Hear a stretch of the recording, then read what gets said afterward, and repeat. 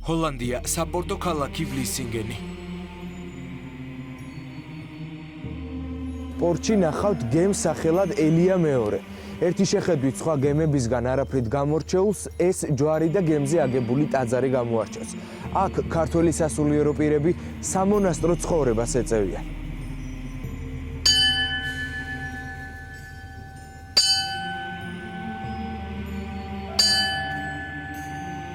საეკლესიო ზარისხმა პორტში 2 წელია ისმის. ზღვისპირა დასახლებაში ყველა მიცის, რომ ვლისინგენში ქართული სასულიერო პირები გემზე ცხოვრობენ. არქიმანდრიტი აბიბოსი, მონაზონი ელისაბედი და მორჩილი ნინო.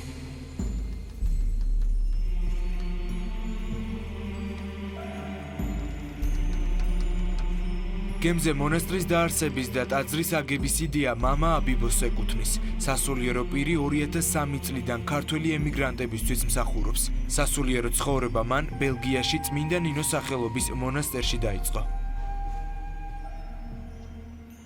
ეს ფორმა აქ ცხოვრების მიღებული არის. ძალიან ბევრი ადამიანი ცხოვრობს გემში, წყალზე, ჰოლანდიაში. ეს არის კულტურის ერთი ნაწილი. ჩვენებური არქიტექტურული სტილის მიახლოებით ან სალოცავის აშენება მიწაზე იყო ძალიან რთული. ჩვენ გვინდოდა რომ ქონოდა ჩვენი მოხატულობის და ყოფილიყო საქართველოს სახე აქ. გემი 3 წლის წინ შეიძინეს. ჯვართამაღლებას აქ პირველი ჯვარი აღმართეს. სახელით სპეციალურად შეარჩიეს უწმინდესის პატივისცემის ნიშნად. ელია მეორე. გემებთან მიმართებაში არის მიღებული, რომ გემს აძლევენ ან იმ ადამიანის სახელს, ვინც ყველაზე მეტად პატივსცემენ, ვისაც პატივსცემენ, ან დამცველის სახელს. და ჩვენ შემთხვევაში სახელის არჩევა ამ კრიტერიუმებით ძალიან მარტივი იყო. მინდოდა რომ გამოგვეხატა ჩვენი სიყვარული და მადლიერება მისი უწმინდესობის მიმართ. და ასე თავდაბლურად დავარქვით საჩუქრად ჩვენგან, ჩვენი ემიგრაციისაგან აქ რომ მიეღო მის უწმინდესობას. ტაძრის აგებას 6 თვე დასჭირდა. არქიტექტურა რა თქმა უნდა ქართულია. კანკელი საკურთხეველი და საქართველოდან ჩამოტანილი ტრაპეზის ქვა. ახლა აქ ქართველი ხატმწერები ტაძარს ხატავენ. თეოდორე და მართა ჯაფარიძეები დილიდან მუშაობენ. მიუხედავად მრავალწლიანი გამოცდილებისა, ტაძარი გემზე არასდროს მოუხატავთ. მათ დიდი და საპასუხისმგებლო მისია აკისრიათ.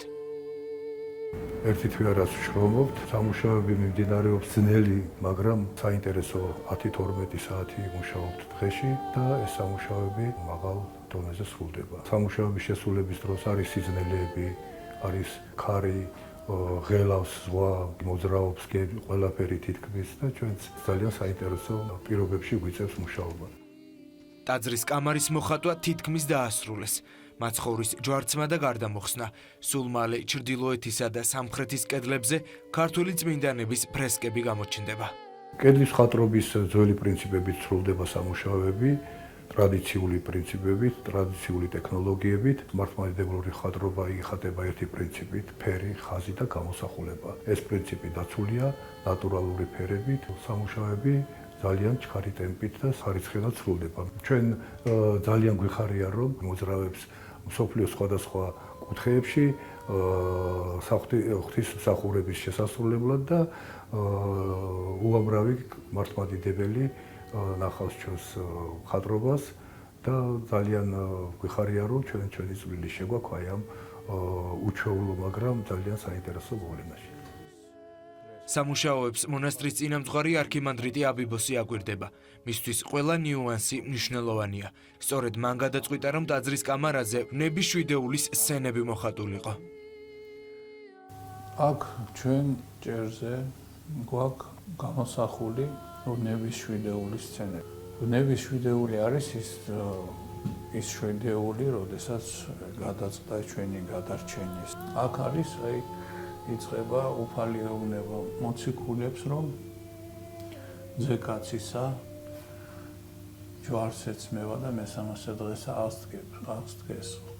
სახეზე ეთყობათ მოციქულებს, რომ ვერ იგებენ არაჩვეულებრივად ჩანს ახლა რომ აი ვერ იგებენ რას ეუბნებათ, მაგრამ თან ჯერავთ ამასთან ერთად არის სამჯერი ლოცაუფალმა და მოციქულებს ჩაეძინა. შემდგომ არის ფեղბანა, იუდას ამბორი, შემდგომ არის მოდის ჩვენთან უკვე განსჯა. პირველად ანავდეულთავართან და შემდგომ კაიაფა. მონაზონი ელისაბედი და მორჩილი ნინო თავისუფალ დროს მონასტრისთვის სანთლებს ამზადებენ. ორივე გემზე მოწყობილ კელიებში ცხოვრობს. ალბათ რთულია, მაგრამ იმდენად დიდი სიყვარულით და ბედნიერებით აკეთებ, რომ არ გირთულდება. ყოველი დღე განსხვავდება.